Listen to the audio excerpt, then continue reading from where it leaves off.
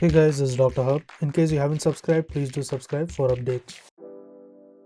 Acromegaly, and we are looking at its tests. So acromegaly, there are two. One will be the screening test. So one is the screening test.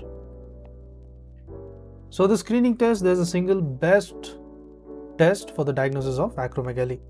So this is the best test for the diagnosis of acromegaly, and it is measured is a measurement of the serum insulin-like growth factor.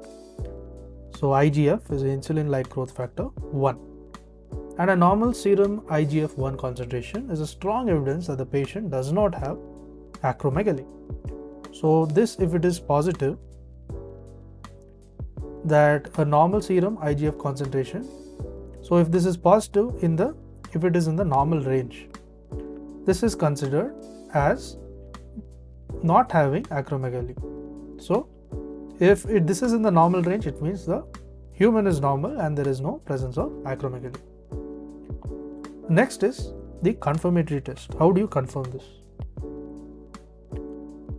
So confirmation here is by the GH suppression test. So there's something known as the growth hormone suppression test.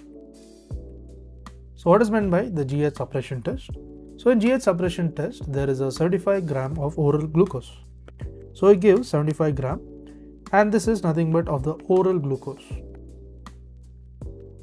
So oral glucose, that is the OGTT, oral glucose tolerance test. So I give OGTT, oral glucose tolerance test. So this is administered to the patient. So this will be administered to the patient, and the blood GH levels are checked at, so then you check the blood GH levels. These are checked at 30, 60, 90 as well as 120 minutes. That is over 2 hours. So it is over 2 hours. And after the glucose load, this is after the glucose load.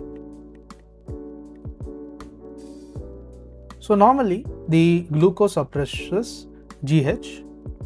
So the glucose, it suppresses the GH and it falls to less than 1 nanogram per ml. So in case the GH is greater than 1 nanogram per ml, it means,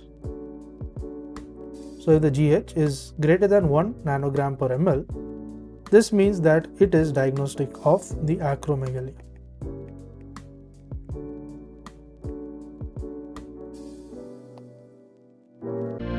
To learn and grow daily like this, please do subscribe.